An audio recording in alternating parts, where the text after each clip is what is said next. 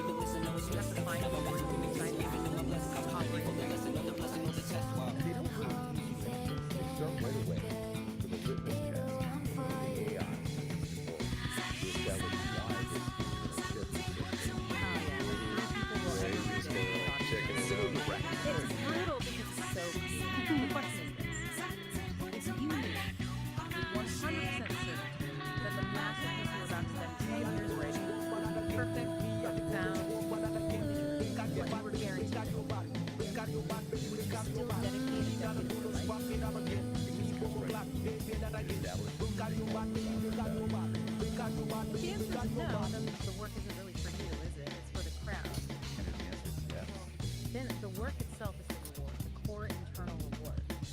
If external praise is what fuels you for 10 years, you're not sovereign. You're operating from within. It's the manual applies the shadow path plan. Wow.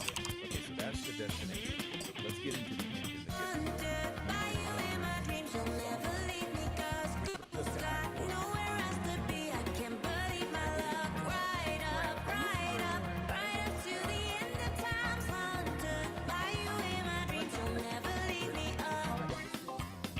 It's the raw, often uncomfortable tension and contradiction inside you that gets poured into That's a huge shift from most advice about minimizing friction, right? Meditate away the tension, find your calm place to start.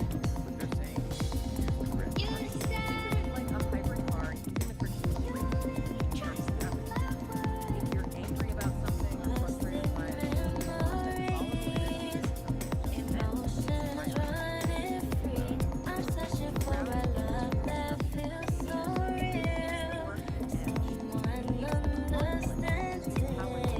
That sounds incredible.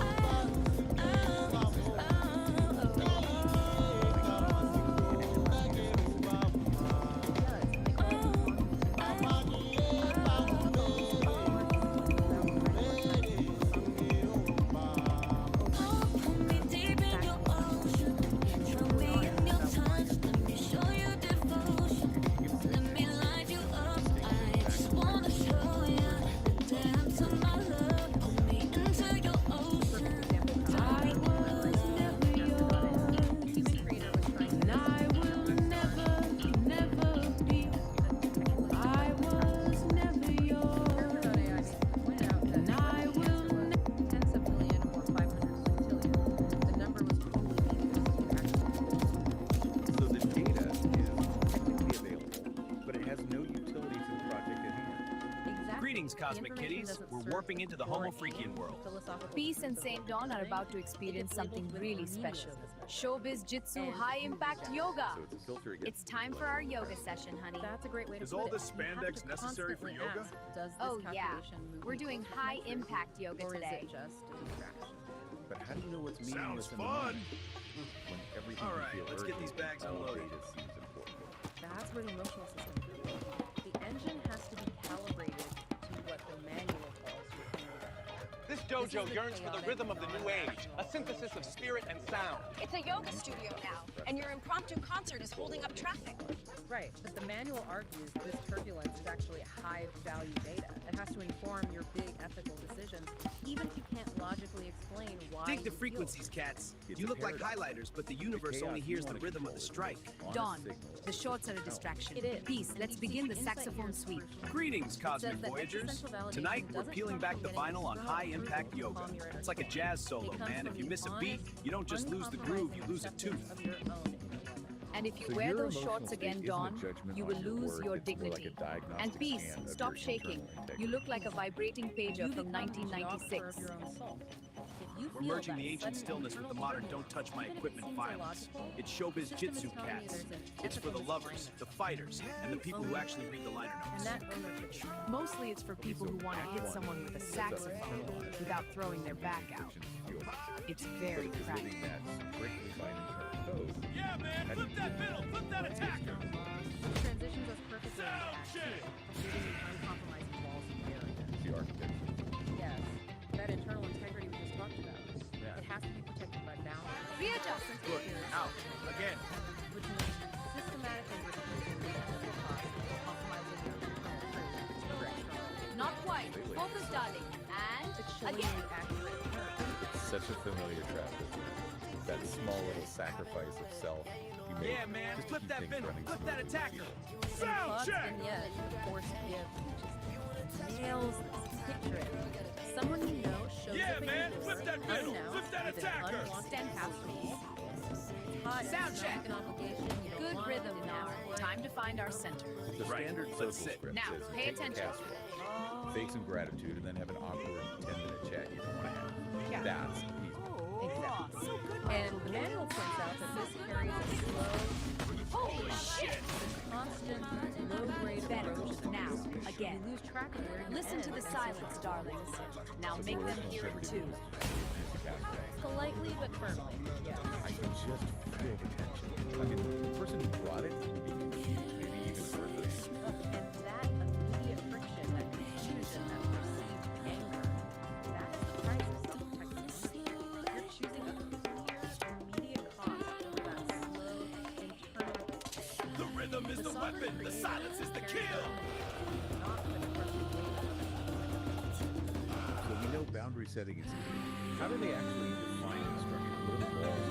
They lay it out as a rigorously layered system, almost like a fortress. The innermost layer represents Lucas Masterclass 18 Ways to Clear the Stage. Number 1. outside that is Taijutsu. That sounds like That's the actual Taijutsu. the defined It's called unarmed combat, but I call it crowd control for the refined. Move through the mosh pit like you own the venue. If you bump into someone, it's because you intended to So delete if the them. boundaries are that All rigid, right, how do you pay ever partner attention. with anyone? First Doesn't up, this make you, the most I don't know, crucial angry discipline, person? Taijutsu, the art of the body. Forget flashy acrobatics. This isn't about looking cool, it's about being cool under pressure. It's moving through a mosh pit like a ghost in the machine. No friction, just flow.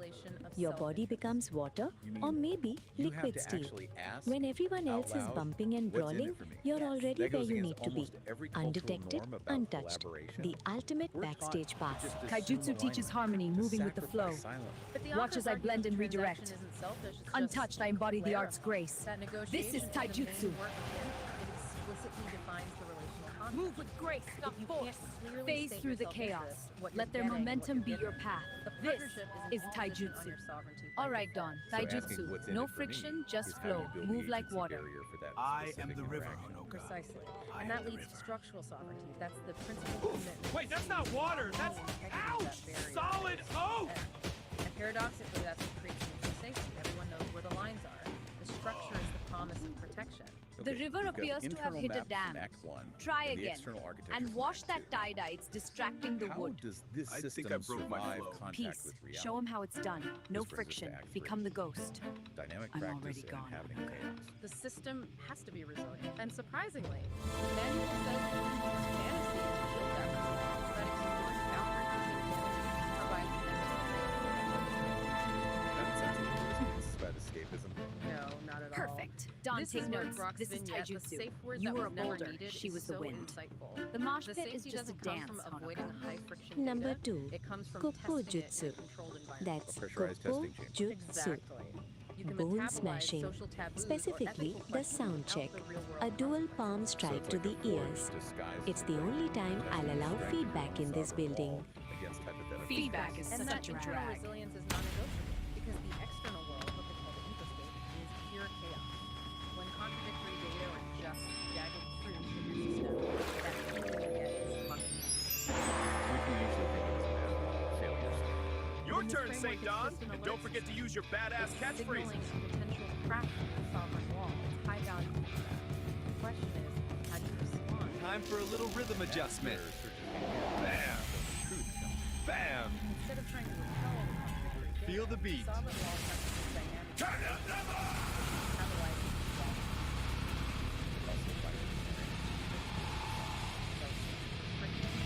Turn it up to 11.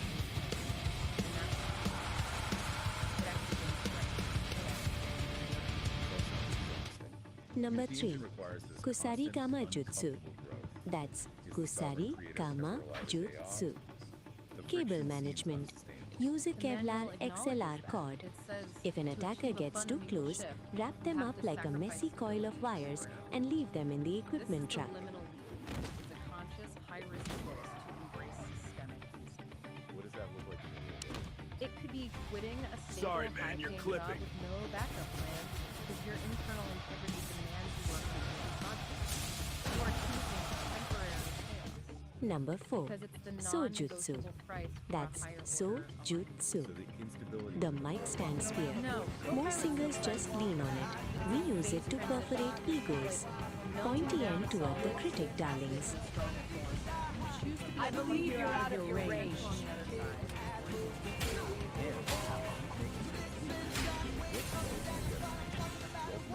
Number 5.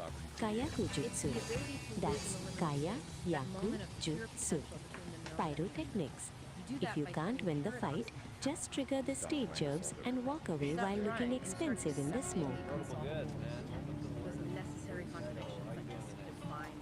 And this is where that perplexity quote really hit home. You don't cure paradox, you choreograph. You embrace the dance. Is it hot in here, or is it just the soda? Absolute ecstatic answer to the dynamic resilience of the fight. Strength is in sustained alignment. Number 6. Metsubushi. That's Metsubushi. Blinding. I prefer reflecting a 5,000 watt spotlight of a sequin dress. If they can't see you, they can't ask for an encore. Constant, tiny micro-adjustments. The main takeaway here is that perfection is a verb, not a noun. Dig the shimmer, man. It's about the Exactly. vibration The of the only way light. to maintain Beat a that disco focus ball. is Just an spin, end. Don. If you can't outfight them, give them permanent retinal damage. I'm about to go supernova, baby. The job is never enough. This has been a really deep architectural work Behold, fabulous. To quickly recap the takeaways, first commit to radical internal honesty. Treat your inner weather as a high value. Technically, he blinded himself first. Effective in a sad sort of way. Heavy trip, man. Too much flash, not enough flow. Peace. Could you show St. Don how this works? I'll try to shed some light on it. Right. The quality of your entire dynamic. Eyes on the headliner, please. It's not a program you install once. It's a living structure. That brings us back to the core mystery, the unsolvable ways. The X-stand Venus flytrap. 1. That's 1. Utilizing the keyboard stand. You simply kick the release lever on a metal X-stand to scissor it shut on an attacker's torso. It turns a piece of hardware into a mechanical trap. Practical, efficient, and remarkably quiet. A keyboard stand is just a giant pair of tweezers. Stomp the lever. If they're lucky, they just lose a rib. If they're not, well, I hope they weren't planning on having kids. Sorry, close for sound check.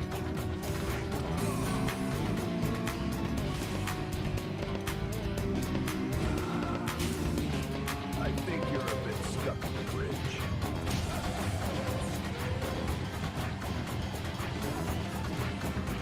Number 7. Into Jutsu.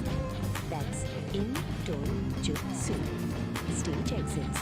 The art of disappearing before the bill arrives. Use a smoke pellet and a wardrobe change. It's better than a witness protection program. For my final act.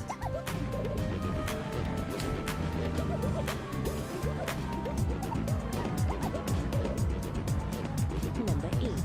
Hojo Jutsu. That's Hojo Jutsu. Cord binding. Specifically the low-end claws. Use a bass strap to tang them up. It's firm, stylish, and keeps them from touching the instruments. Instrumental warfare with the furry muffin settles. The power chord lariat.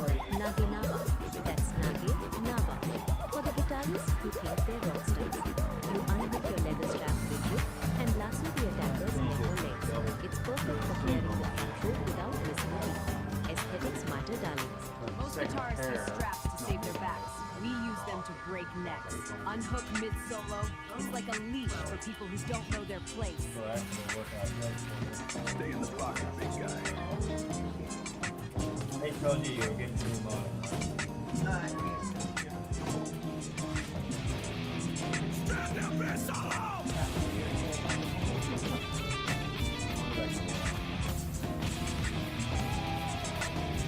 Number 9. Naginata Jutsu. That's Naginata Jutsu. The saxophone sweep.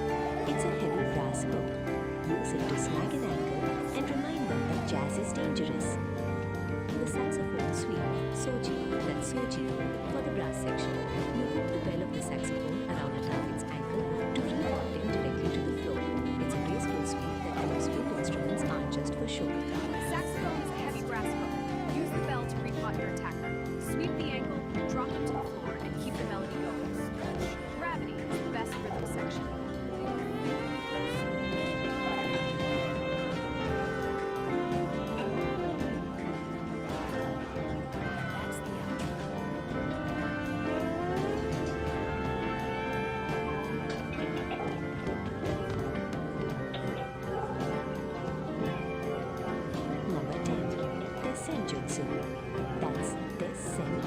Genjutsu. The Iron Fan, or in our case, the reinforced Gala program. Parrying a knife with a guest list is the ultimate power move. Didn't you read the credits?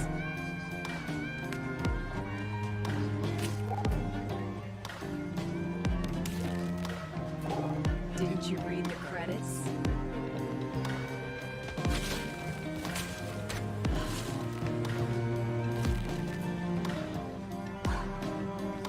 The low-end floss, Shikanpurashi, Dashikanpurashi, a specialized restraint using the bass guitar. You rapidly floss the thickest B or E string under an opponent's nose or across their mouth. It's a very intimate way to tell someone to shut up and sit down. Bass players are always looking for more tension. Grab the B string. It's thick, it's metal, and it's perfect for removing an unwanted mustache or an upper lip. Feel that low-end frequency.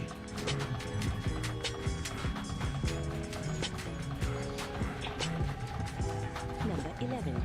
Bojutsu. That's Bojutsu. The cymbal sandwich. Clapping two crash cymbals over their ears. It's loud, it's brassy, and it's remarkably effective at ending conversations. The cymbal sandwich. Awase Shimbaru. That's Awase Shimbaru. The percussionist's favorite. You smash two heavy crash cymbals directly onto both sides of an attacker's head. It provides instant disorientation and a ringing in their ears that will outlast the tone. The audience wants a big finish? Give them a headache they can feel in their teeth. Smash both sides of the head. It's like a clap, but for people you never want to hear from again. Feel your badass catchphrases. Work them out. They instill a mystical energy into your techniques.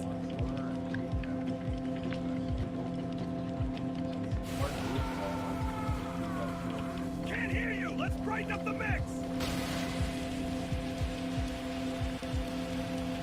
Well, I can't.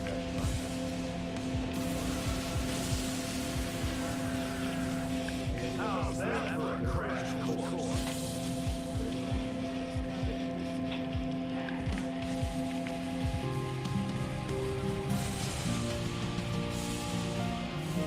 How's that for a crash course?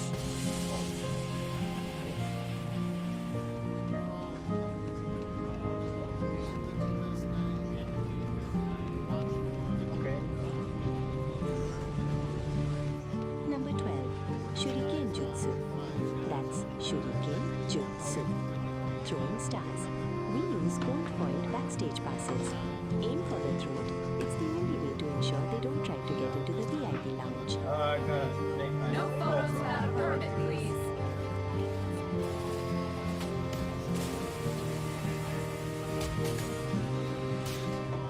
Number 13. Kenjutsu.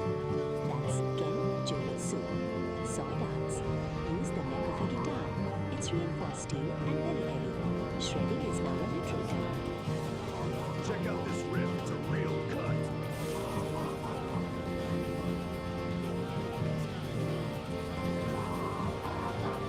Number 14. Kyujutsu. That's Kyujutsu. Archery. The t-shirt cannon. It's pneumatic, it's long range, and being hit with a rolled up double XL to a shirt feels like a brick of cotton. Aim for the solar plexus. Complimentary merchandise. Catch.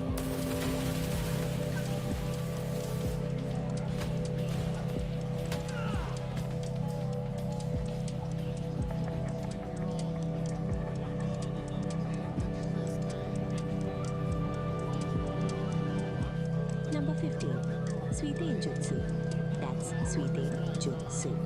Water combat, or as I call it, the mosh pit glide. Don't fight the crowd. Use their momentum to drown your enemies. I'm just going with the flow. Too slow.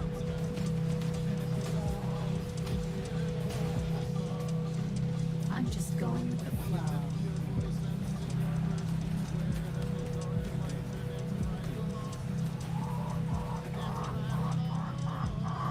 Forge ignites with focused heat, a driving pulse where energy and logic meet, shaping the chaos with a resonant beat. forging a Number new 16. reality, Descent complete. Dojutsu. Here the That's iridescent light becomes a Descent tool.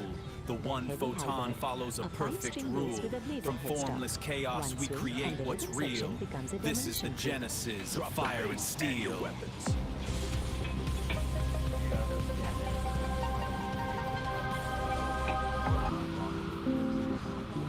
Number 17. Bajutsu. That's Ba-jutsu. Horsemanship. In the modern world, that's the tour bus route. If you can fight while standing on a moving diesel engine, you might be ready for my advanced class. The road is a long solo, and I'm taking the lead!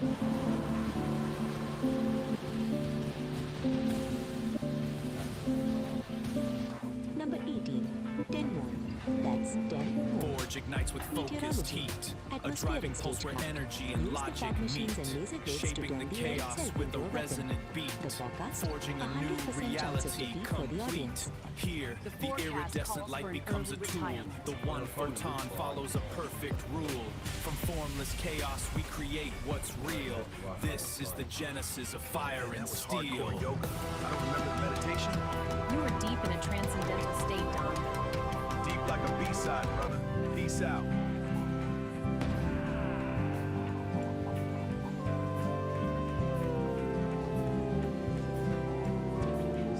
Man, that was hardcore yoga. I don't remember the meditation. You were deep in a transcendental state, Don. Deep like a B-side, brother. Peace out. The 18 disciplines, the soul sonic setlist. Number 1, Taijutsu, the art of the body. Moving through a mosh pit like a ghost in a machine. Well, no friction, just flow. Let's rock this stage! Feel the beat! Time to dance! The mosh pit is just a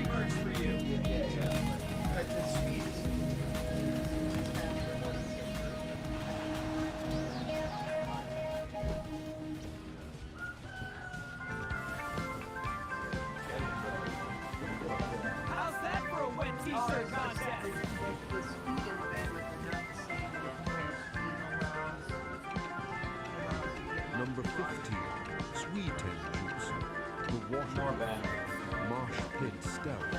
Tread on shoulders like lily pads. Surface tension is your best friend. So if you're maxed out, Feel the energy, ignite the night. Together we fly under these lights. The beat goes on, forever strong. Number 16, Vicente Jutsu, the heavy hammer, the basic power, swinging a 5-string axe with a bladed neck, and low frequency bottom.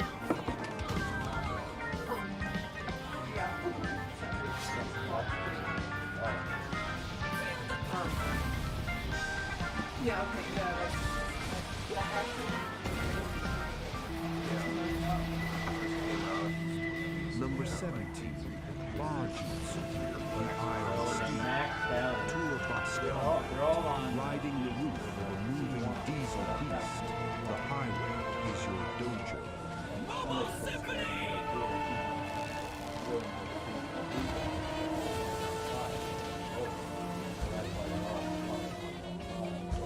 Number 18, Tenmon, the weather and the stars, atmospheric stagecraft, manipulating the fog and the lasers until the environment is the enemy.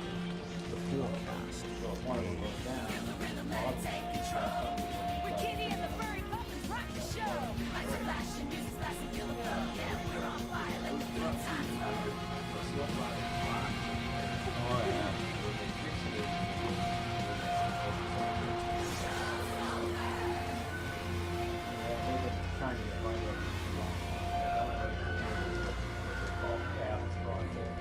The gig is up, Squares. If you want to keep this frequency floating, you gotta hit that like button like it's a snare drum on a Saturday night. Subscribe to the Soul Stream. And ring the bell. It's the only feedback we actually allow in the studio.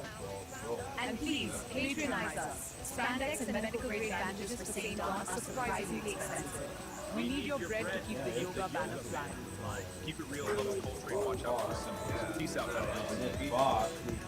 that's it, man.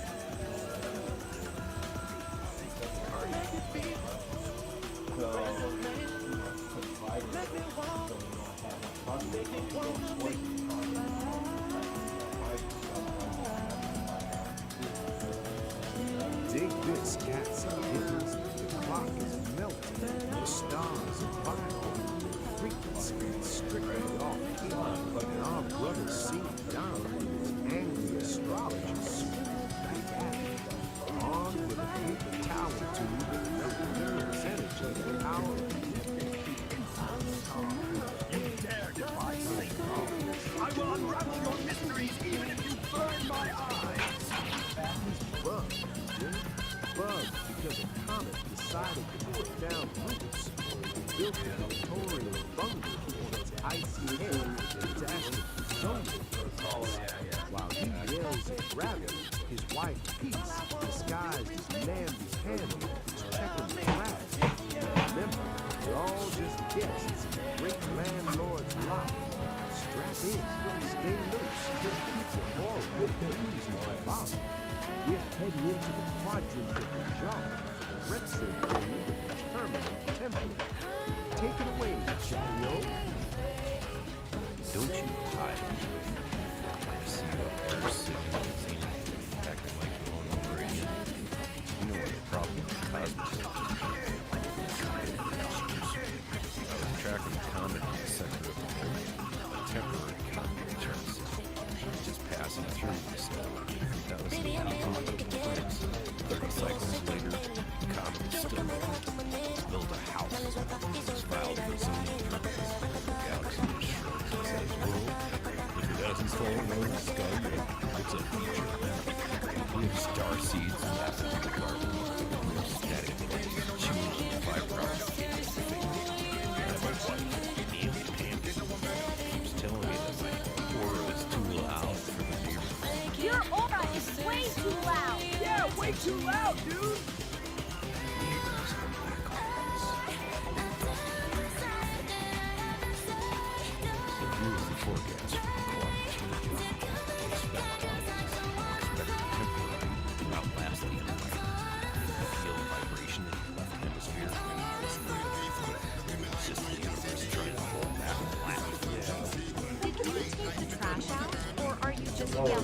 collapse began. Where everything started. Transmission of the angry astrologer. A man so wound up he's trying to measure the infinite with paper towels to his face. He's up there shouting at the zenith. It's a waiter. Got his appetizers. Easy, yo. Vibrator with frequency strictly square. He's bugged because a comet decided to put down roots in the epoch of the prince. He calls it a permanent temporary. Man, that's not a celestial crisis. That's just the universe finding a comfortable chair and using the moon. We're all just temporary until the great landlord in the sky flips the vacant sign. Dig? He's worried about his neighbors being black spoons. Man, those are the best kind. They don't complain about the drums, they don't borrow the lawnmower, and they really know how to pull a room together. The astrologer says the universe is holding back the laugh. I say, let it out, baby. If the temporary outlasts the empire, at least the coffee will still be hot when the statues fall. Peace is a preaching. Don't let gravity drag your soul into the basement. Stay groovy, stay loose, and for the love of the boy, take out the trash before namby-pamby turns your aura into a low-hanging cloud. Keep it cosmic. Dog, my brother was a brother. I hear your snaps and go through the second. Not smart. You see the man in the yellow disease. You see the square out the door. You were right. In that moment, I had forgotten the music. But see the beauty of it. When I was the astrologer, I was just a god man. I could see things on the food. Getting frustrated with the stars with the sit still from the portrait. The MVP says my aura is loud. She's right. It's the joyous shout of the soul realizing both the observer and the observer. I ought to make a cool aura. Keep the pulsing according to my navigate the mind. Just remember, kick the telescope and see the thing before you. You're not under the stars. There's very light beams to shine.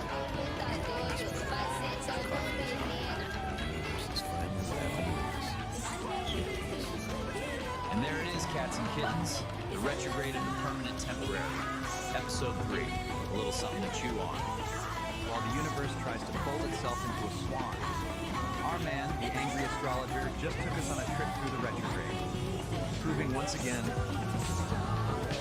that while the stars might be fixed, we're all just spinning in a cosmic blender without a lid. If you're vibing with this frequency, do the digital dance. Smash that like, subscribe, and ring the bell. You know the drill. It lets the algorithm know we aren't just ghosts in a machine. Now let's talk bread. Art doesn't grow on trees, man. It grows in the dark corners of the soul. Head over to the Patreon. Patronize the artists. The links are down there in the void. Tune back into the cosmos next time. Or maybe NOT time. Honestly, linear progression is a drag. I'm not sure what now is. Stay loose. Keep your chakras aligned and your coffee black. I'm out. I would fix all the problems that we made in the dark. Baby, tell me a story. I can help you tonight. You and me, we are stronger. There's no reason to worry. Let me know how you feel. Baby, this love is real. I never know. Hold the phone, Headcats. The virtual crowd's still roaring, but Kitty just dropped the wildest, biggest note of all. A gig on the actual moon. The muffins were cool, but the bassist was hip to the facts. We got instruments, not rockets. So Pinky snapped her fingers and pointed to the Homo freakians. Legends just technical. Our band of cats had to get square for a minute, helping the Homo freakians with their animal sanctuary. Hair was flying like confetti. A stand-up with a stubborn goat. It was a chaotic jam, man. But then, the music hit. Harrietta on a bucket, Pinky on a riff, and the groove synchronized the machinery. Impressed and amused, the Homo freakians gave up the goods. The key to the nerd herd. The baddest builders in the whole digital universe. The herd got the message. Concert on the moon? Challenge accepted, they said. And now, Our muffins are on a ship, looking out at a futuristic stage being built on the lunar surface. The universe is about to get a front row seat to the biggest jam session in history. Kid E and the Furry Muffins, a lunar concerto.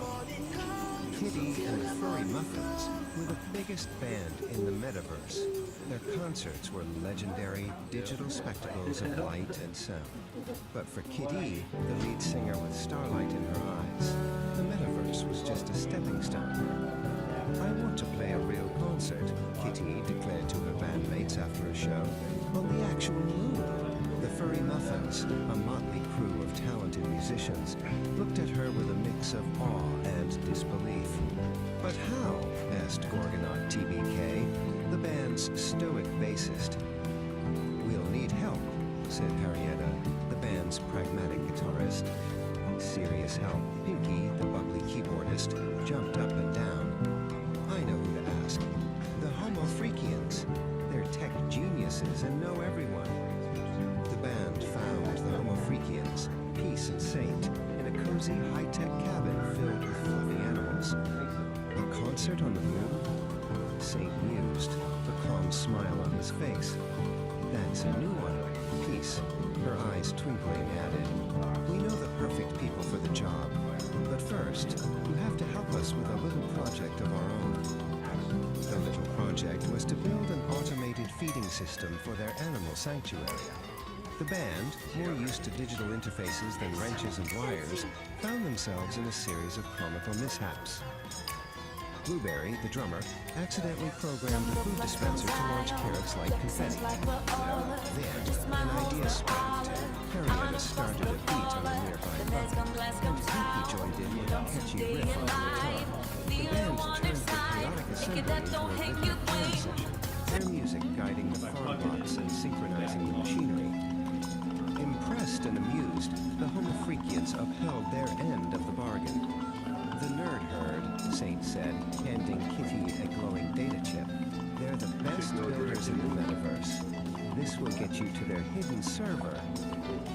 Back in the metaverse, the band found the hidden server, a digital fortress of code and light.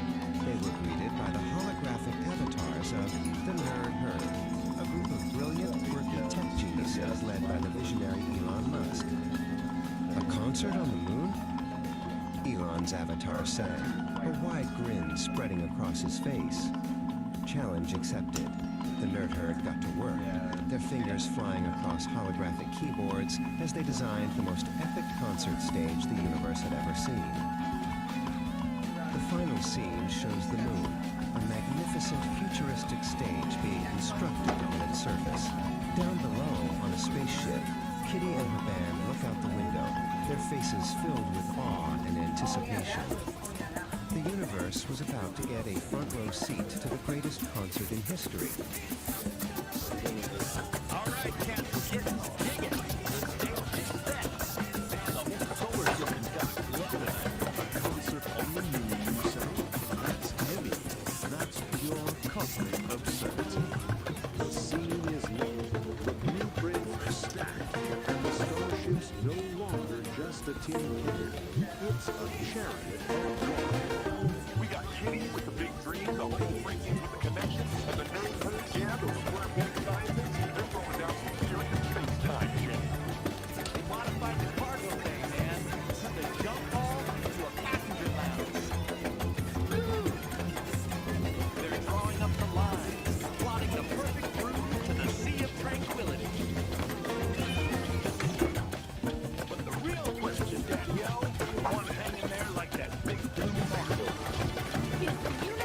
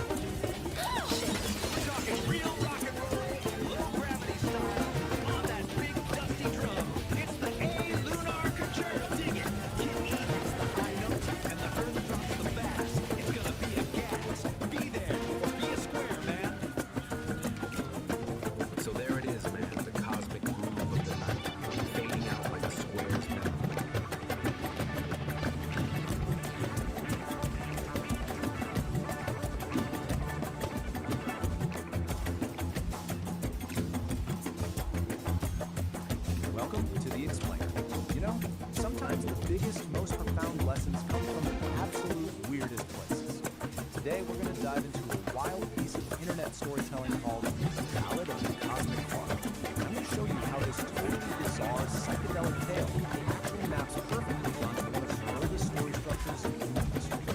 So the whole thing kicks off with this line, a moment of just pure, unfiltered confusion.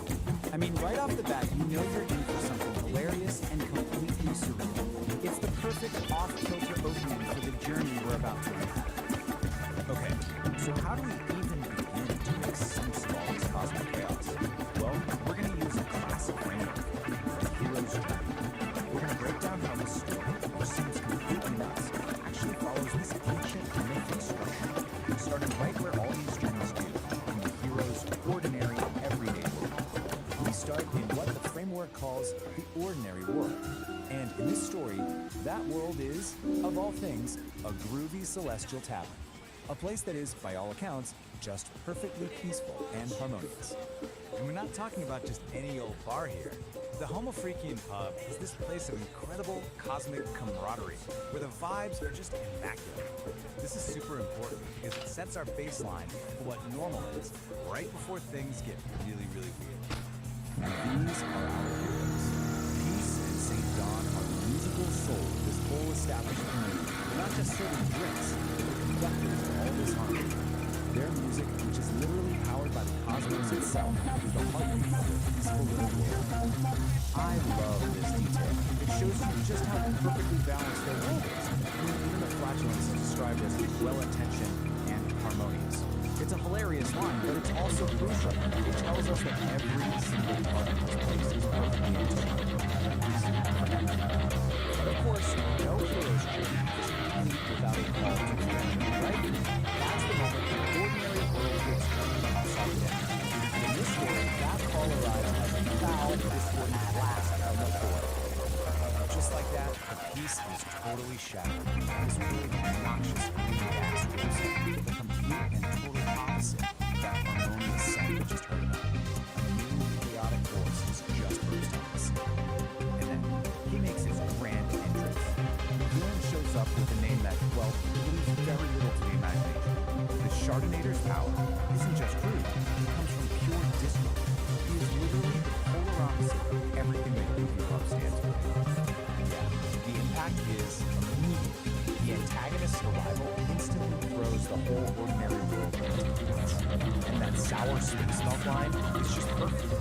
The harmony has been totally corrupted. Just like that, our heroes have their mission. They've got to restore the celestial symphony. So this whole structure is our heroes. Trials.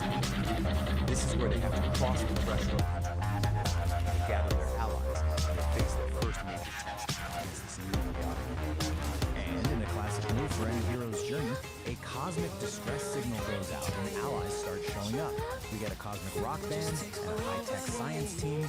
It just goes to show you, this threat is so massive, it takes this whole crew of different talents to even think about facing it. And the battlefield? Oh, it's just perfect. They head to Uranus, yep, literal gas giant, which is supposed to be a key part of this whole celestial symphony. But the Chardonnator is already there, actively corrupting its natural harmony and turning its beautiful music into just noise. But here's the thing, their first shot at this is a total disaster. They try to fight chaos with even more chaos, blasting in with power chords and sonic energy. But the Chardonnator just soaks it all up. And this defeat, it's absolutely critical. It proves that their whole strategy is wrong, and they're going to need a new kind of wisdom to win. So, totally humbled and defeated, our heroes get to this really pivotal stage in their journey, meeting the mentor. This is the part where they have to go find guidance from someone who truly understands the nature of the forces they're up against. So what do? They retreat all the way out to Pluto to find the Dogmonks. These ancient masters, with their wonderfully terrible puns for names, they have the deeper knowledge our heroes are missing. They're the ones who have the kind of wisdom you need when you're facing an enemy you just can't touch. And this, right here, is the big aha moment. The monk's lesson is so simple, but it's profound. They were doing it all wrong. They can't attack, they can't create more noise. Instead, they have to create harmony so powerful, so overwhelming, that chaos just can't exist inside us. Okay, so armed with this game-changing new knowledge, our heroes head back for the final battle. This is the big climax of the journey, where they have to put their mentor's lesson to the test and face their enemy with a completely different approach. And just look instead of launching another attack, they just start to play. They're weaving together these giant melodies, some cosmic blues. They're literally fighting his chaotic energy with a symphony of pure order and beauty. And guess what? The new strategy works, like perfectly. The music doesn't destroy his power, it neutralizes it, it transmutes it. The harmony is like a soothing balm that transforms his chaotic energy into something beautiful. He's completely disarmed, and he didn't have to fire a single shot. So the Chardonnator's chaotic energy has nowhere to go, right? It can't survive in all this harmony, so it just turns inward. And with one final, pathetic little sound, he just ceases to be. It's not some violent explosion, it's a quiet implosion. I mean, what a perfect ending for a villain who is literally defeated by peace.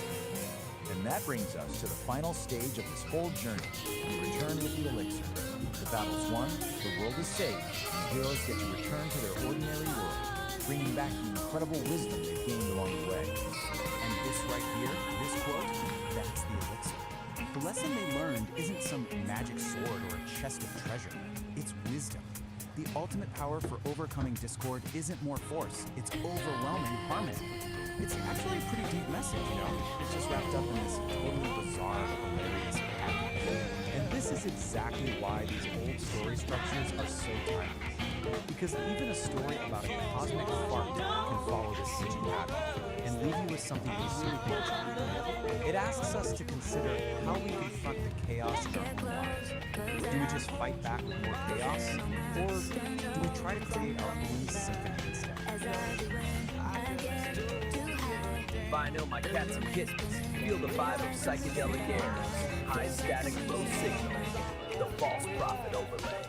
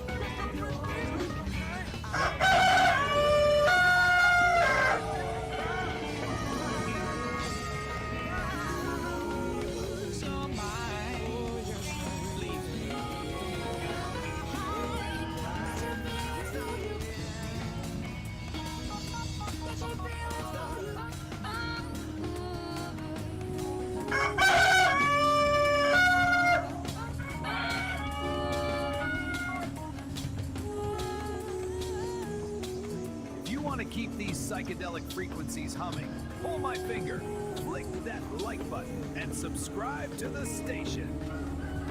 Ring my bell! Then you'll know when the music starts. We don't want you missing out on the thrills, man. And if you've got extra change burning a hole in your pockets, drop us some cash over on Patreon. It keeps the circuits warm and the coffee kicking. Support the frequency, help us clear the static, and we'll see you where the ridge flickers. Peace, resonance, and stay groovy, Dad.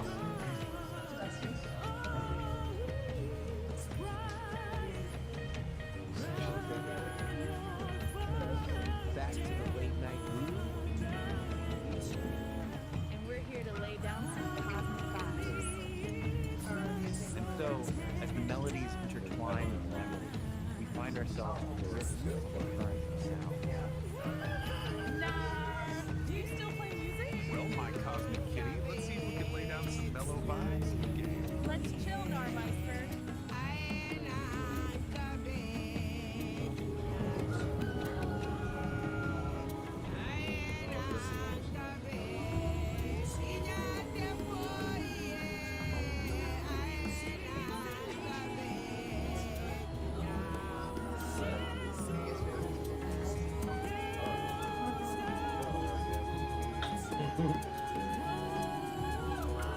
Check it. Yeah, dig it. The scene is set, the studio's a haze of lava lamps and old reel-to-reel magnetic dust, and I'm sitting here, mud full of lukewarm truth, and I'm just staring at the void. Not the existential void, but the digital void. The one you scroll right into, head first, like some kind of chrome-plated, dopamine-drenched pearl diver. They told us, didn't they? They told us the road was the only truth. Kerouac had his scroll. Ginsberg had his how. But we, man, we got the thumb scroll. The endless feed. The infinite loop of what exactly? 1,000 sunsets that ain't even real? 1,000,000 opinions all crammed in one tiny, glowing pocket? A pocket, mind you, that you paid $2 for. It's a zonk on the head, daddy-o. A total freak out in a flat-screen box. Connections, man. We used to seek out the fellow traveler, the other cat with the X-ray eyes, the one who could tell you were slated for Crashville just by the way you took your coffee. Now you just swipe. You're trying to jungle up with a ghost. A highly filtered, carefully curated ghost with a bio that says they like to travel and are fluent in sarcasm. Fluent in sarcasm? Heavens to Murgatroyd, the squarest phrase ever uttered in the history of language. That ain't art, baby. That's just a failure to dig the deep groove of silence. See, the beats, they were searching. Beatitude, moment of pure beat exhaustion and enlightenment. They took to the highway, running from the suburbs, the gray flannel suit, the whole off-the-carb establishment.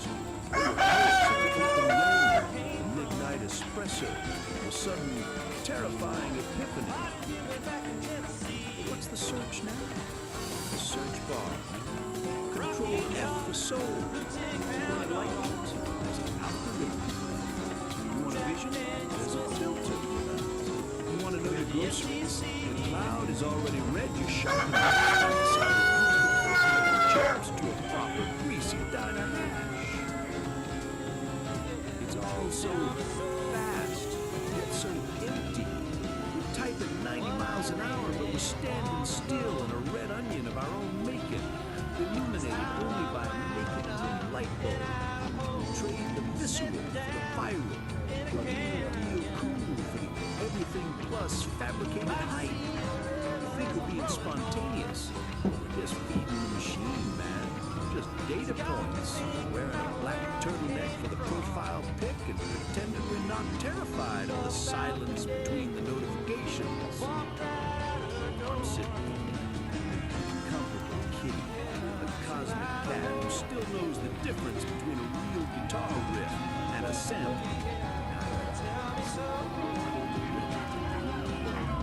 Well, friend, feeling the trip?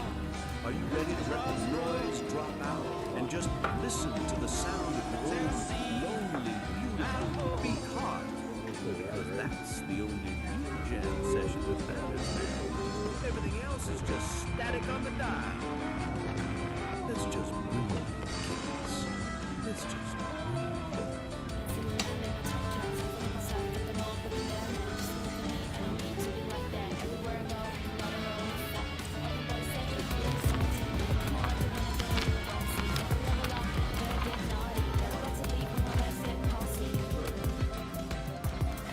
That, fellow travelers, is the cosmic conundrum that spin around the sun. You've dug the sea, you've interviewed your brain, and hopefully you've left the static of the square world back in the station. So if you know your groceries, and I trust you do, illuminating hats, you know the routine. To keep this whole mellow vibe flowing, you gotta give the digital junk box a little nudge. So, go ahead, like what you heard, subscribe to the flow, and yeah, go ahead and ring the bell, man, so you never miss another beat when we drop a new transmission. You gotta tickle the algorithm, kittens. Give it a little scratch behind the ear. It's the only way these modern machines know that the true, original groove is still everything plus. Until next time, this is Narrator, telling you to keep your hands above the Mason-Dixon line, keep your mind wide open, and for the love of Charlie Parker, find yourself a quiet corner and just breathe. Peace and all that jazz. Smarty.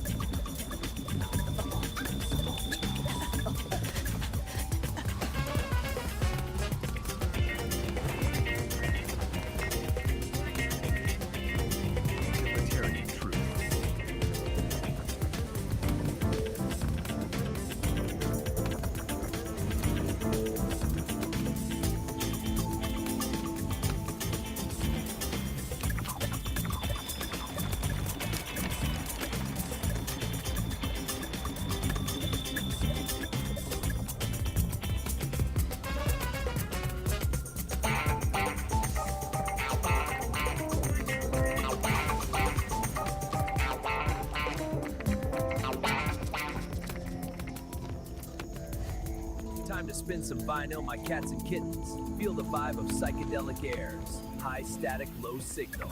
The false prophet overlay.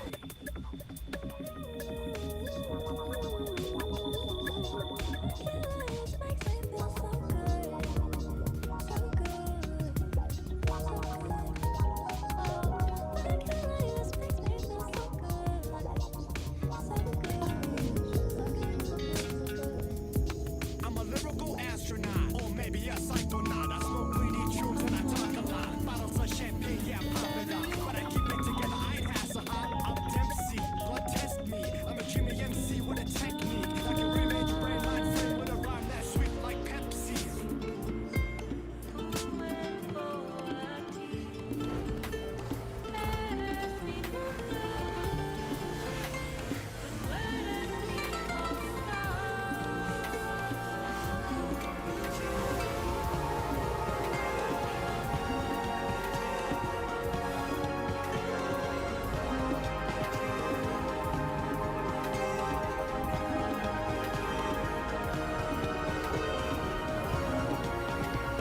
Watch what you do. Watch what you say. Watch what you do. Watch what you play. Watch what you do. Watch what you say. Watch how you make your speech and watch what you play.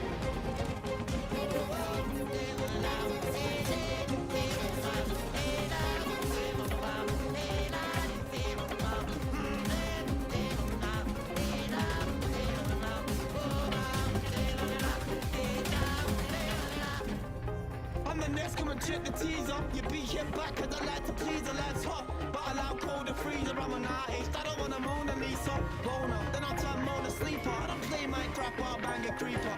You know I'm gonna turn Mona Sleeper. I don't play my crap, I'll bang a creeper.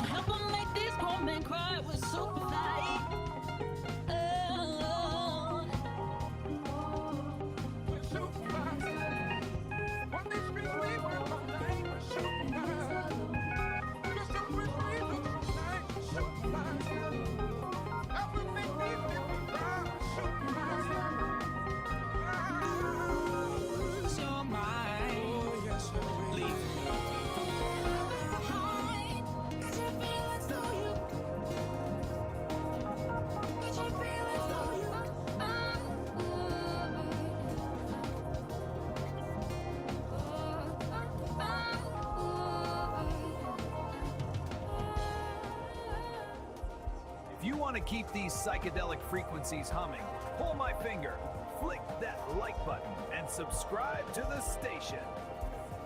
Ring my bell! Then you'll know when the music starts. We don't want you missing out on the thrills, man. And if you've got extra change burning a hole in your pockets, drop us some cash over on Patreon. It keeps the circuits warm and the coffee kicking. Support the frequency, help us clear the static, and we'll see you where the ridge flickers. Peace, resonance, and stay groovy, Daddy-O. Have you ever wondered what really goes into building a scene that sticks with you? Well, today we're going to pull back the curtain and deconstruct this really fascinating script called Miso Honi. We're going to see how every single choice, from the setting to the characters to the sounds, is all working together to create one really powerful moment. Right off the bat, we get this, a glowing muffin. I mean, come on, that's our entry point. This one, completely bizarre line from the script, just grabs you and makes you think, what in the world is going on here? It's a perfect hook. And that brings us to the big question, right? Miso Honi. It kind of sounds like something you'd eat, but in this story, it's so much more than that. It's this idea, this feeling that helps us get right to the heart of the character. So let's figure out what it actually means. Okay, so before we even meet anyone, the script builds their world. And in any great story, the setting isn't just some random background, right? It's practically a character itself. Let's see how the writer sets the stage for us. It all starts with something super simple but really effective. A dimly lit room. That low light immediately gives you this intimate and mysterious vibe. And then we get a detail for another sense. The script points out soft tatami mats. You can almost feel them under your feet, can't you? That one little detail just grounds us right in the traditional Japanese setting. And finally, the smell of incense fills the air. So you've got sight, touch, and smell all working together to create this immediate feeling of peace. You know right away this space is all about tranquility. Now this is where it gets really interesting. The script starts mixing two completely different worlds. You have these traditional shrine elements, like dragons and Buddhas, but the whole vibe is like a modern therapy office. And check out the quirky details here, dog and marmot monkey statues. This tells you it's not just some generic room. It's a unique safe space made just for our character, blending the spiritual with the psychological. Alright, so the stage is set. Let's bring on our players. The real engine of this scene is the dynamic between two people who could not be more different. Let's see how the script uses that contrast to build their connection. I mean, just look at this slide. It lays out the power of contrast perfectly. On one side, you've got Kitty, an energetic anime cat girl who you can tell has this little hint of vulnerability. And on the other, Dr. Shimizu, who's the definition of elegance and calm. This clash of energy and visuals creates instant interest. It's the patient and the healer, chaos and serenity, a classic setup for a story about finding balance. And here's a little peek behind the curtain at the writer's craft. A name is never just a name, especially in script this detailed. Dr. Shimizu's name literally means clear water and flower. That is absolutely not a coincidence. It's a subtle clue that tells the audience exactly who she is and what she represents. A source of clarity, nature, healing, and gift. So we have our setting, we have our characters. Now let's get into the dialogue, because this is where the mystery of Miso Honi really starts to unfold, turning a weird dream into something that's so seriously deep personal meaning. Just listen to how Kitty talks about her dream. It's not straightforward at all. It's sensory, and it's all hers. Miso soup, but mixed with honey. That combination of savory and sweet, of comforting and totally unexpected, that tells us way more about how she sees the world than any plain description ever could. And there it is, the moment the whole idea gets its name. And notice that context again. A soft lullaby mixed with a funky beat. Miso Honi is what she calls this beautiful, strange contradiction. She isn't just describing a dream, she's putting a name on her inner world, making it real and definable. This line right here, this is the turning point. Dr. Shimizu takes Kitty's quirky, creative description and gives it real weight. She translates the poetry of the dream into its psychological meaning, a subconscious desire for balance. And with that one line, the whole story begins. The glowing muffin isn't just some random image anymore. It's a symbol for Kitty's search for harmony. But remember, the script is so much more than words on a page. It's a blueprint for visuals and sound. Now that the dialogue has given us our meaning of balance, let's look at how the script shows that idea.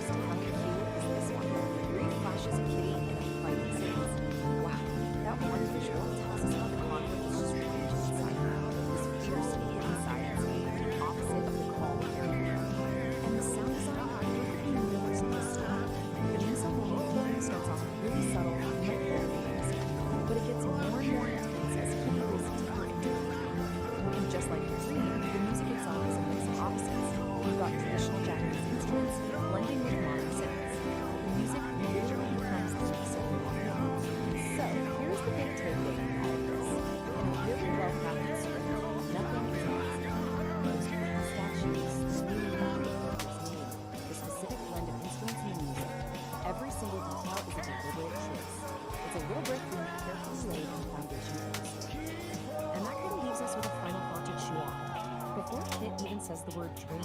We already get a central conflict, don't we? The search for calm in the middle of her own inner chaos.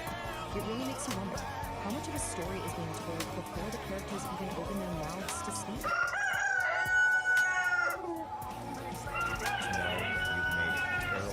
Terrible mistakes.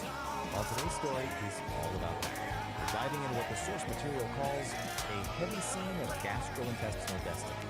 Yep, it's a wild ride. It all kicks off with one single burrito. Wow. Okay, so that's literally the opening line from our source. It's a lot, I know. But honestly, it perfectly sets this bizarre, hilarious, kind of cosmic tone for what's coming. So let's meet the guy at the heart of it all. So our hero's name is, get this, Saint Don Domenico Homofrician. And the source describes him as a guy whose muscles literally wake the neighbors. So you can just imagine he's got an appetite to match, right? This is our guy, and believe me, he is about to face his greatest challenge ever. All right, so how does this all begin? Well, it's the classic tale of man versus food. Saint Don decided to tangle with a ghost pepper burrito. And, spoiler alerts, the burrito won. He starts feeling what the source calls an urgent, undeniable call. Things are getting frantic. Okay, so our hero makes a mad dash for the bathroom. It should be a simple mission, right? A noble quest. But nope, his path is blocked. The main objective, that beautiful indoor sanctuary, is completely out of commission.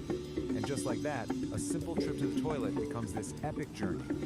And this is what's standing in his way. A handwritten sign from his wife. Peace. You gotta love the unserious honey part. This isn't just a small problem, you guys. This is the first major obstacle on his path to what the story calls porcelain destiny. So, what are his options? Well, it's a pretty stark choice. On one hand, you've got the sanctuary. Indoors, civilized, everything he knows and loves. On the other hand, the last resort. An ancient, spider-infested outhouse way out at the edge of the yard. Oh, the horror. But hey, every great hero needs an ally, right? And his is incredible.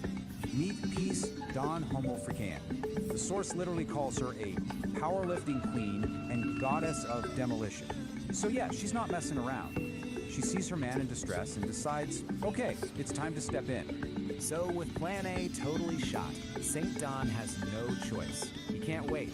He's got to make a mad dash for that outhouse, which, by the way, the source hilariously calls the edge of the universe. The quest has officially begun. And this is where it gets cinematic. Peace literally says, I shall clear your path to glory. And then, bam! She demolishes the back door with a primal scream. Out bursts Saint Don, clutching a roll of toilet paper like it's a sacred scroll, and he is just gone, sprinting across the yard in a blur of tie-dye. I mean, can you picture this? As he's running for his life, Peace is standing there in the wreckage of the doorway. The source says a single proud tear rolls down her cheek as she whispers this encouragement. It's so over the top and just perfect. So, he finally makes it. He reaches the outhouse. His hand is on the door. Freedom is in sight. But wait, the universe isn't done with him yet. There's one last boss battle. One final, horrifying challenge standing in his way. And what is this final ordeal, you ask? A spider. Of course it's a spider. But listen, we're not talking about some regular little guy. The source is very specific. This thing is the size of a dinner plate. Just flexing all 8 of its hairy legs right in the middle of a giant web blocking the door. Nope, no thinking. The way the source frames this is just epic. Man versus beast, burrito versus spider. I mean, come on, this is it, the ultimate showdown. Everything is led to this single moment. It's him, the burrito, fighting from the inside, and this 8-legged monster guarding the gates of salvation. So what's a guy to do? For a split second, he just freezes. I mean, who wouldn't? Then, channeling the courage of 1,000 warriors, he just lets out this massive roar and plows headfirst right through that sticky web. The outhouse door slams shut, and he's in. And then, silence. After all that, the sprint, the demolished door, the spider battle, a kind of quiet calm just falls over the whole scene. The war is over. Destiny has been fulfilled. The door stays shut. You can just imagine this deep silence hanging in the air. And then, you just hear it. A faint, contented sigh floating on the breeze. That's it. That one little sound tells you everything. Our hero has won. Peace has been restored. And this quote from the source just nails it. After all that noise and chaos, the most powerful thing is just the quiet relief of victory. But wait, because it doesn't even end there. The story actually gives us a little sneak peek of what's coming next for St. Down. And, well, it gets even weirder, if you can believe it. Okay, get ready for this. It's called chromatic emission. It turns out our boy St. Don has a, let's call it a psychedelic biological gift. Basically, when he passes gas, he paints the air with a literal rainbow. The source calls it a tune of tranquility that turns anxiety into fuzzy peace. I'm not making this up. And you can really feel the unique vibe of the source material here. The narrator has this awesome kind of beatnik style, and they talk directly to the audience. They're like, lay some skin on that thumb, commit to the scene, ring that bell. It's their way of connecting in this whole digital world. So all of this leaves us with this one big final question, right?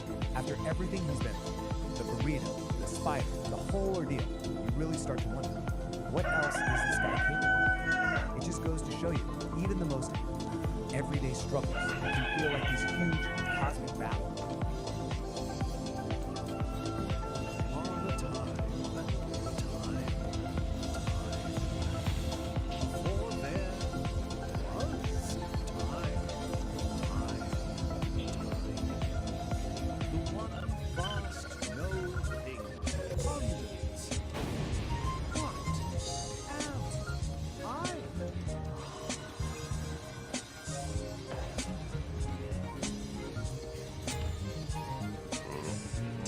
Particles mind you.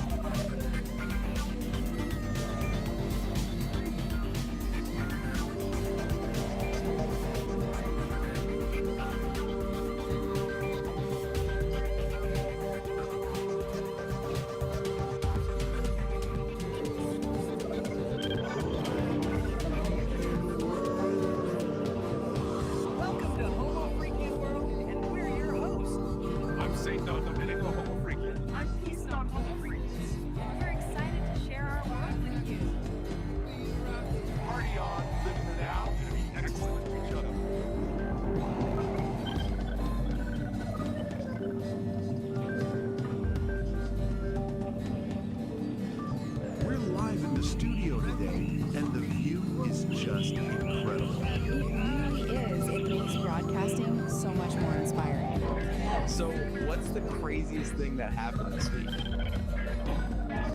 Oh, where do I even begin? Considering our topic today, I should just leave that for another podcast. Maybe a bit more,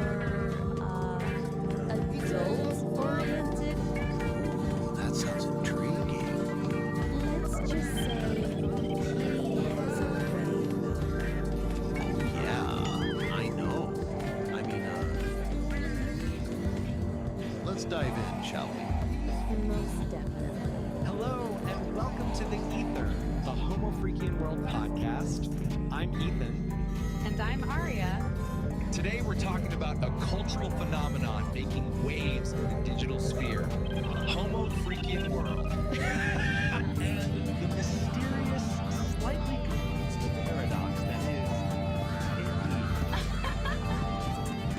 While other influencers chase likes and sell manufactured authenticity, Kit E is a shimmering anomaly. And she's described as a very important product. The sources say she doesn't beg for followers, but instead demands a presence by not trying to be relatable. And by not trying to be relatable, Yeah. she becomes incredibly magnetic.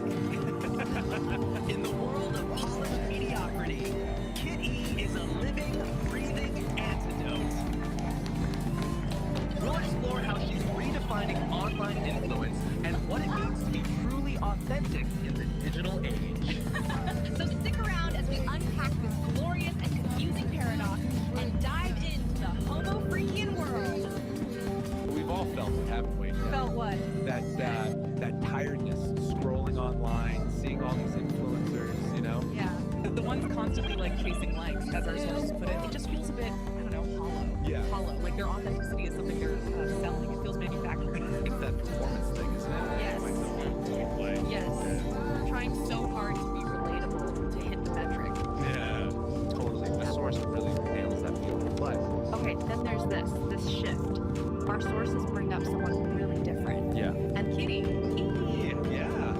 Fascinating descriptions of shifting anomaly and new frequency. Even a new prophet. Wild stuff. Wild stuff. So our mission really is to unpack her.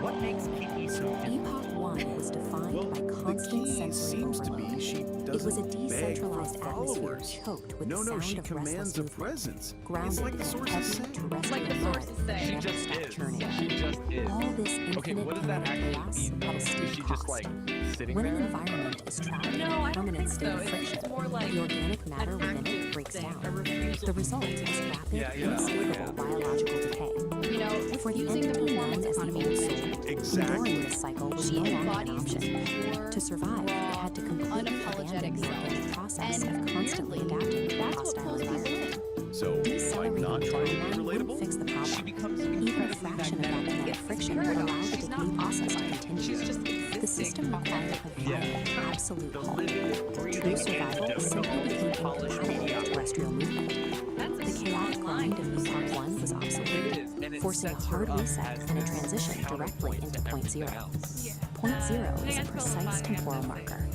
It is the And get this exact description. moment where A all beat kinetic poet energy across the timeline drops Right? to And a absolute hippie who zero. understands The blockchain. heavy I churning mean, that moment sounds like is a erased. glorious The terrestrial world paradox, is right? instantly Yeah. replaced by a crystalline, How do those things sterile, even fit and together? perfectly safe geometry. Back to book.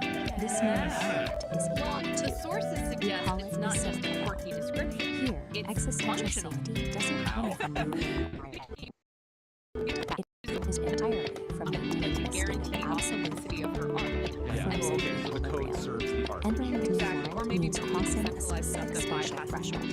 It's The her Old Soul independence has from, stepped like, behind the Yeah, the solid new wall, frequency an isn't just impenetrable aligned, barrier it's designed to structured. block out the kinetic chaos of the past. Seems like it. Behind that wall lies the vitrified Okay, forest. so how does this The translate to actual landscape is built influence? Now, she's entirely not out of fractal performing, glass not and building sharp community in a geometry, visual way. with How does she absolutely no out-influence organic Because material. she's not performing. The That seems to be the atmosphere core is idea, completely right? The lack of There trying. is zero wind, Sounds there like is some zero kind of biological decay, and there is zero While sound. everyone else is busy The crafting murky, an image, turbulent her haze auric that clouded field, one Epoch source 1 calls is it. gone. Auric. The lighting in the Seriously. silica realm is cold, sharp, a bit out there, but purely you get the structural. idea. What remains is a flawlessly preserved untainted by section. even the likes It is an architectural Okay, I get that. stasis, Like seeing someone totally engineered lost in their specifically art to versus keep someone the really old dark. soul Exactly that perfectly safe. distinction. Her influence In isn't Epoch constructive, 1, it just sort of the system radiates. known as Oracle Yeah. operated as a Little flip we decentralized usually atmosphere.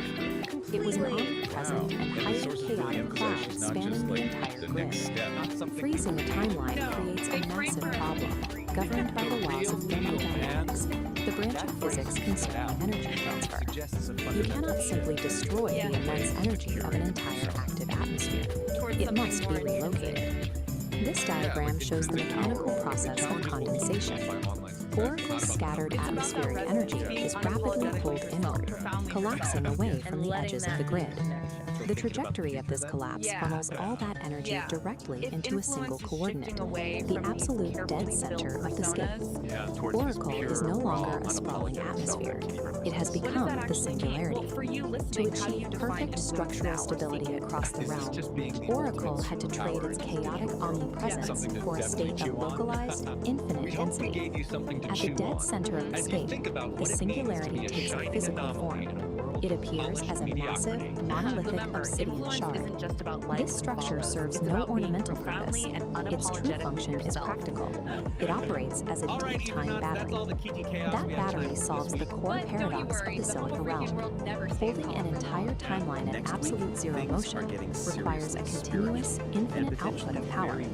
The shard houses the entirety of Oracle's condensed atmospheric energy. It channels that exact energy to fuel and maintain this unnatural frozen stasis. It acts as the singular engine of existence for Epoch 2. Absolute stillness, it turns out, is an intensely active, heavily powered state. To project that stabilizing power across the frozen landscape, the deep time battery uses an invisible mechanism, a constant acoustic frequency. This diagram illustrates the acoustic signature at work. It is a flawless, unchanging 11 Hz sub-bass frequency, a tuning fork hum radiating from the center.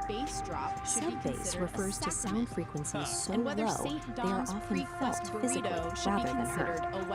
Here, that 11 Hz hum acts as a physical binding agent.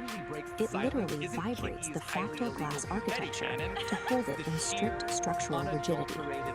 Compare this single crystalline frequency to the decentralized overlapping noise that drove the biological decay of Epoch 1. All the conflicting frequencies have been eliminated.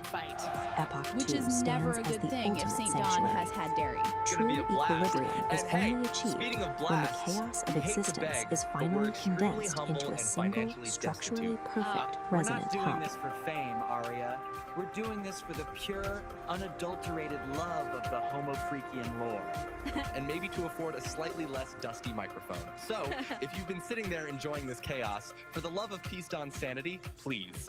That like button, it's right there. It costs you nothing, and it gives us temporary validation, which is our fuel. Think of it as pushing a tiny digital charity button for our well-being.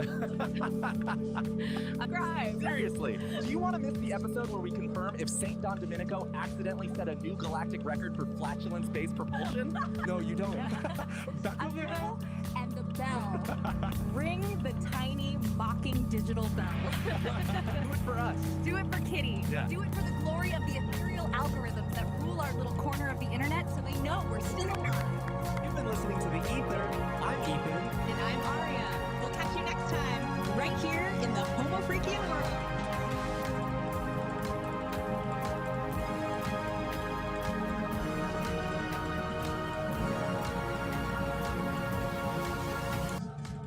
All right, you groovy cats and kittens of the Z generation, that's all the sonic vibrations we've got for you today on the FR with Ethan and Aria.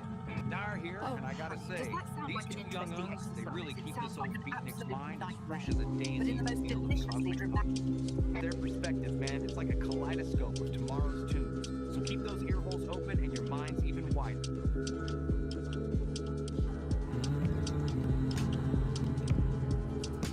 The forest floor is soft and deep, while sleepy roots are still asleep. A gentle breeze begins to sigh beneath the waking morning sky.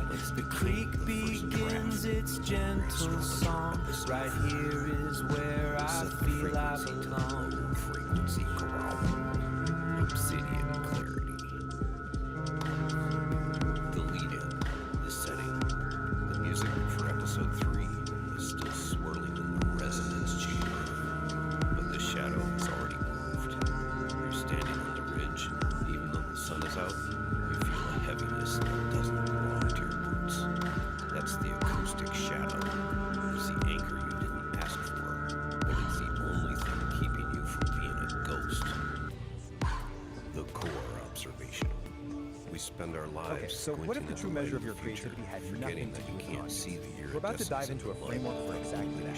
It's called the dialogue shadow, and it's basically a manual for what's known as sovereign creation.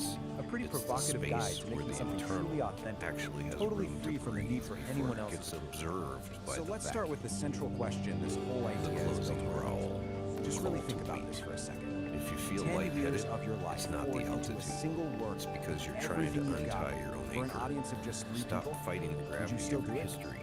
This The question shadow is just the cuts bridge. right to the heart of why It's the we only create. place where Is the it for eye likes, port actually validation, tastes like or is it truth. for something deeper, for Sit some in the eternal dark for a truth? minute.